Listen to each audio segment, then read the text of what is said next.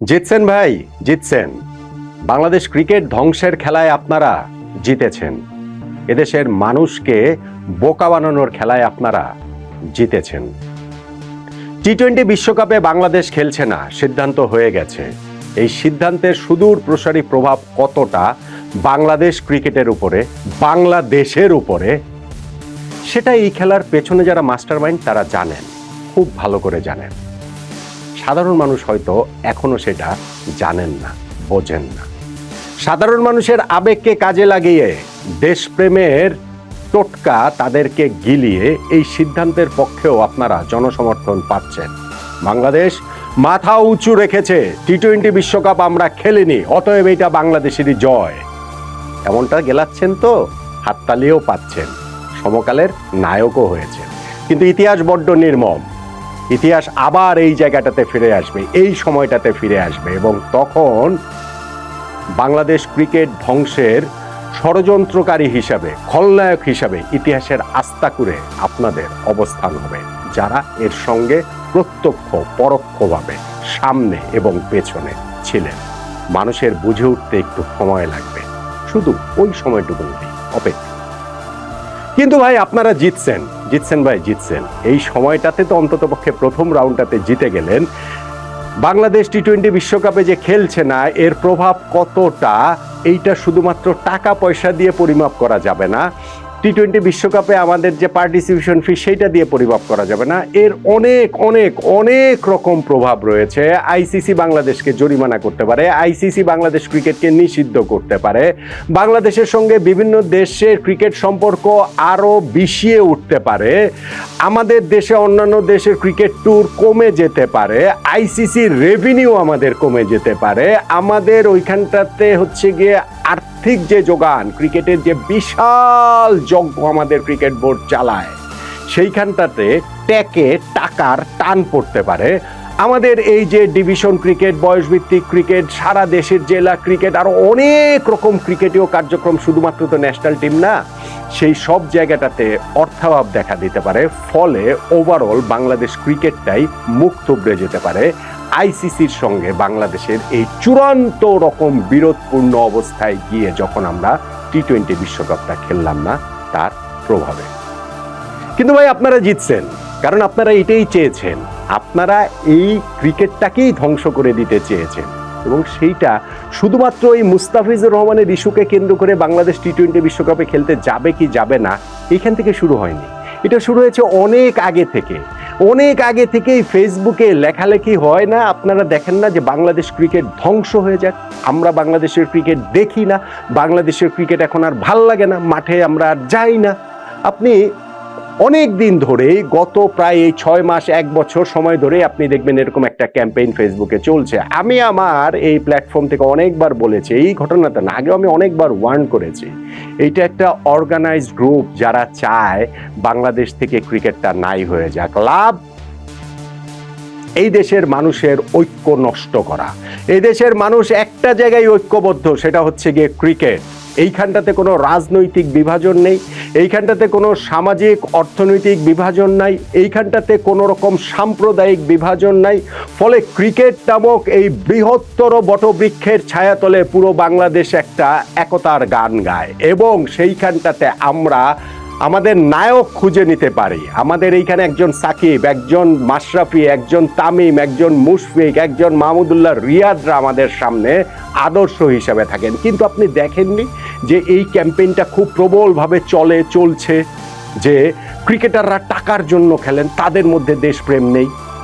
এবং এই যে জিনিসটা, পুরো জিনিসটা অনেক দিন ধরে চলছে। ক্রিকেটার, পুরো ক্রিকেট সিস্টেমটাকে আসলে ধ্বংস করে দেওয়ার জন্য, মানুষের মনের ভেতর থেকে তুলে নেওয়ার জন্য, মানুষের আবেগটাকে উস্কে দেওয়ার জন্য। এইবার তারা একটা সেই চূড়ান্ত সুযোগ পেয়েছে। কেননা বাংলাদেশের তো অনেক কিছুই গত কিছুদিনে নাই হয়ে গেছে। মানবিক বিকাশের জন্য যেই সব সাংস্কৃতিক জায়গা আমাদের করতে হয়, সেই সব জায়গাগুলো আস্তে আস্তে সব দরজা জানালা বন্ধ হয়ে যাচ্ছে না। ছিল এক ক্রিকেট, সেই ক্রিকেটটাকে যদি তারা ধ্বংস করে দিতে পারে, তাহলে তারা তাদের মতো করে যে দেশ গড়তে চায় সে দেশ গড়তে পারবে। অতএব ভাই আপনারা জিতছেন, জিতছেন ভাই, জিতছেন। দেশ আগে নাকি ক্রিকেট আগে, এরকম একটা আলোচনা ফেসবুকে দেখবেন, এই যে আমাদের টি-20 ওয়ার্ল্ড কাপ খেলতে যাব না সেইখানটা তো যাবেন, বাংলাদেশের সঙ্গে খেলাকে কেন মুখোমুখি দাঁড় করাচ্ছেন? দেশের সঙ্গে খেলা মুখোমুখি কেন? দেশপ্রেম আগে না ক্রিকেট প্রেম আগে? দেশপ্রেম এবং ক্রিকেট প্রেমকে মুখোমুখি কেন দাঁড় করাচ্ছেন? দাঁড় করিয়েছেন কারণ আপনারা জানেন এইটাতে মানুষের আবেগ উস্কে দেওয়া যাবে, এইটাতে ক্রিকেটকে ভিলেন বানানো যাবে, ক্রিকেটারদের ভিলেন বানানো যাবে, ফলে আপনারা আপনাদের মতো করে ক্রিকেট শেষ করে দিতে পারবেন না, পারছেন না। সেই পথেই কি আমরা হাঁটছি না? আমরা এরপরও সাধারণ মানুষ কি সেই জিনিসটা বুঝবো না?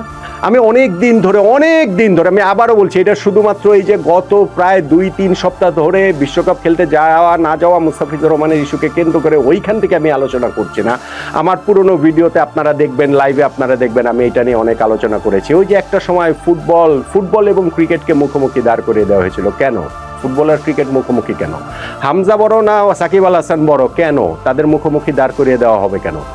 স্পোর্টিং পয়েন্ট অফ ভিউ থেকে সে আলোচনা হতেই পারে, বাংলাদেশে কোনটা জনপ্রিয় খেলা আলোচনা হতেই পারে, কিন্তু এর পেছনের উদ্দেশ্যগুলো ভালো না। পেছনের উদ্দেশ্যগুলো যে ভালো না, আমাদের ওই যুব ক্রীড়া মন্ত্রণালয়ের উপদেষ্টা ডক্টর আসিফ নজরুলের কথা শুনলে এমনি আপনার কাছে খুব ভালো মনে হবে। কিন্তু আমি একটা বিস্তারিত ভিডিওই করেছি যে যিনি আজকে থেকে আরো 6 মাস আগে গত বছরের 15 জুনই বলেছিলেন যে ফুটবল আমাদের লাইফলাইন, আর ক্রিকেট হচ্ছে অন্য একটা দেশের হেজিমনি আমাদের উপরে চাপিয়ে দেওয়ার জন্য ক্রিকেটকে প্রাধান্য দিতে গিয়ে ফুটবলকে প্রায় মেরে ফেলেছি। তো যারা মনে করেন এই প্ল্যানিং এর সঙ্গে যারা আছেন, যারা মনে করেন যে ক্রিকেটের এই অন্য একটা দেশ মানে ভারতের হেজিমনি আমাদের উপরে চাপিয়ে দিয়েছে ক্রিকেটের মাধ্যমে, ক্রিকেটটাকে তো তারা ধ্বংস করতে চাইবেনি এবং আলটিমেটলি যে মানুষের একতাকে তো তারা আসলে নষ্ট করতে চাইবেনি। এই যে আমাদের বোর্ড পরিচালক বলেন তামিম ইকবাল ভারতের দালাল, এবং তিনি বাংলাদেশের সকল ক্রিকেটার তাদের ওই টাকা পয়সা, তারা থেকে টাকা পয়সা ফেরত নেওয়া হবে কিনা এই জাতীয় কথাবার্তা বলে সবাইকে এত তীব্র অপমান করেন। কিছু হয়েছে তার? কিছু হবে তার? কিছুই হয়নি, কিছুই হবে না, কেননা তাদের ক্ষমতা অনেক বেশি, তাদের ক্ষমতা অনেক প্রবল। ফেসবুকে আপনারা এই যত বা সোশ্যাল মিডিয়াতে যেই সব প্রোপাগান্ডা দেখেন, সেইটাই কি আসল পিকচার আমাদেরকে দেয়? I don't think so. আমি এখনো মনে করি বাংলাদেশের মানুষ ক্রিকেটটাকে ভালোবাসে, ক্রিকেটটাকে হৃদয় থেকে ধারণ করে। ওই যে প্রথমে একটা আস্থায় নেয় যে আমি ভালোবেসেই এই কথা বলছি যে ক্রিকেট টিম আমাদেরকে কোন সাফল্য এনে দিয়েছে, কোন সাফল্য এনে দিয়েছে মানে এই যে পুরো জাতির একটা একতা ধরে রেখেছে, সেই সাফল্য কি যথেষ্ট না? কোন ক্রিকেট টিম কয়টা বৈশ্বিক ইভেন্ট জিতেছে, কোন ফুটবল টিম কয়টা ওয়ার্ল্ড কাপ জিতেছে? তাহলে কি পৃথিবীর সব দেশে খেলাধুলা বন্ধ হয়ে যাবে যারা জিতেছে তারা বাদ দিয়ে? আপনারা বন্ধই করে দিতে চান। বন্ধ করে দিতে চান বলে এই জাতীয় হাওয়াই কথাবার্তা তুলে মানুষকে আসলে আপনারা উস্কে দেন, এবং সেই কাজটাতে আপাতত এই পর্যন্ত গিয়ে আপনারা সফল। আমাদের যে ক্রিকেটাররা আমাদের হিরো, আমাদের ন্যাশনাল হিরো, তাদের কাছ থেকে আমরা ইন্সপিরেশন নেই আমাদের অন্যান্য সেক্টরের সবাই, কেননা ওই একটা জায়গাটাতে আমরা পৃথিবীর অন্যদের সঙ্গে টক্কর দিতে পারি। হ্যাঁ, আমরা হয়তো বা 1 নাম্বার দেশ বাংলাদেশ হতে পারেনি, কিন্তু আমরা তো বিশ্বসেরা 5টা দেশ 10টা দেশের মধ্যে। বাংলাদেশ আর কোন ক্ষেত্রে রয়েছে? আমাদের একজন সাকিব আল হাসান তো বিশ্বসেরা অলরাউন্ডারের সিংহাসনে 10 বছর ধরে ছিলেন, আমরা ওর কোথায় পেরেছি? আমাদের একজন তামিম ইকবাল, আমাদের একজন মাশরাফি, আমাদের একজন মুশফিকুর রহিম, প্রত্যেকে এক একটা ইন্সপিরেশনের গল্প, এবং সেই ইন্সপিরেশনটা আমাদের বাংলাদেশের সব ক্ষেত্রে সবাই তাদের কাছ থেকে সেই ইন্সপিরেশনটা নেয়। এখন সেই ক্রিকেটার যদি ধ্বংস হয়ে যায়, তাহলে সেই ইন্সপিরেশনের জায়গা আমরা কোথায় পাবো? কিন্তু ভাই আপনারা জিতছেন ভাই, কারণ আপনারা এটা ধ্বংসই করে দিতে চাইছেন, কেননা এই বাংলাদেশ তো আর আপনারা চান না। আপনারা যেই বাংলাদেশ চান সেই বাংলাদেশে এই জাতীয় ঐক্যের কোনো সুযোগ নাই, কোনো জায়গা নাই। জাতীয় ঐক্যের যে জায়গা ক্রিকেট, সেই ক্রিকেটটাই ধ্বংস করে দিতে চান, এবং সেইখানটাতে আপনারা জিতছেন। প্রথম রাউন্ডটাতে অন্তত আপনারা জিতে গেলেন।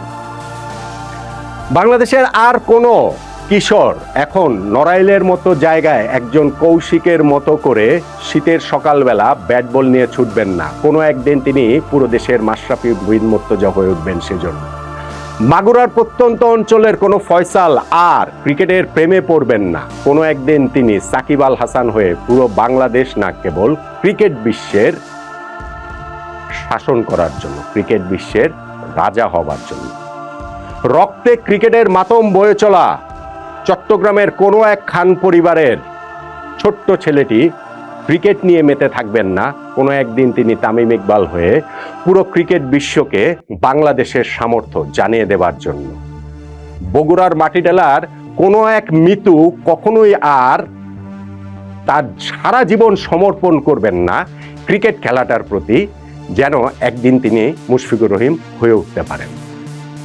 এটাই তো আপনাদের ধারণা, এটাই তো আপনাদের প্ল্যানিং, এভাবেই তো আপনারা ক্রিকেট ধ্বংস করতে চান এবং সেইটাতে জিতছেন ভাই। প্রথম পদক্ষেপে আপনারা জিতছেন, বাংলাদেশ টি-20 ওয়ার্ল্ড কাপ খেলছে না। কিন্তু ওই যে মায়েস্ট্রো, মহান লেখক এদুয়ার্দো গ্যালিয়ানির একটা কথা আছে না, ইতিহাস কখনো বিদায় বলে না, বলে আবার দেখা হবে। বাংলাদেশ ক্রিকেটটা আপনারা ধ্বংস করতে যে চেয়েছেন, এইখান থেকে বাংলাদেশ ক্রিকেট ধ্বংস হবে না। বাংলাদেশ ক্রিকেট এখান থেকে আবারও ঘুরে দাঁড়াবে, আবারও বাংলাদেশ ক্রিকেট এই জাতীয় ঐক্যের কথা বলবে। এই ছাইবর্ষ থেকে আবারও সাকিব, তামিম, মাশরাফি, মুশফিক, রিয়াদরা চলে আসবেন, সারা বাংলাদেশ আবারও ক্রিকেটের জয় গানবে। সেই দিনের অপেক্ষা।